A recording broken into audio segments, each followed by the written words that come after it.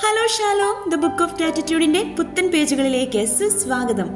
ലോകത്തിൽ ഏറ്റവും കൂടുതൽ മനുഷ്യർ അനായാസം തിരിച്ചറിയുന്ന ചിത്രങ്ങളിൽ ഒന്നാമത്തേത് ഡാവിഞ്ചിയുടെ മൊണാലിസയാണത്രേ.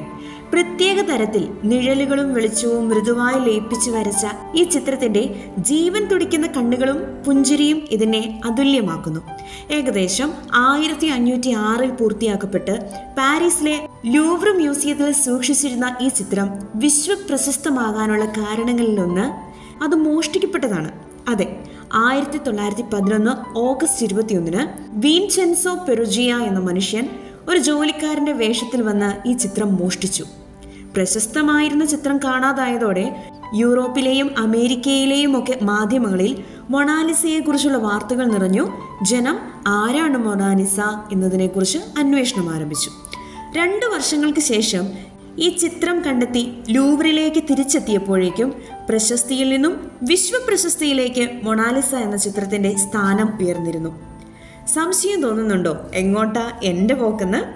വെയിറ്റ്.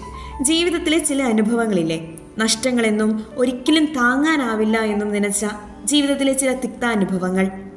കാലം അതിൻ്റെ വർണ്ണം നമ്മുടെ വേദനകളിൽ ചാലിച്ചപ്പോൾ നാളുകൾക്കിപ്പുറം നന്മകളായി പരിണമിച്ച ആ അനുഭവം എഴുതാമെന്ന്. എഴുതി വരുമ്പോൾ മനസ്സ് പറയും ആർക്കാണ് നന്ദി പറയേണ്ടതെന്ന്. കനൽ വഴികളിൽ കൈപിടിച്ച മറ്റൊരാൾക്കോ, കൂരിരുട്ടിൽ സ്വയം കൈത്തിരി തെളിച്ച നിങ്ങൾക്ക് തന്നെയോ? കത്ത് മറ്റാർക്കും അയക്കേണ്ട. പുസ്തകത്താളിലെ മയിൽപ്പീലി പോലെ അതവിടെ ഇരുന്ന് കൃതജ്ഞതയുടെ കിരണങ്ങൾ പരത്തട്ടെ.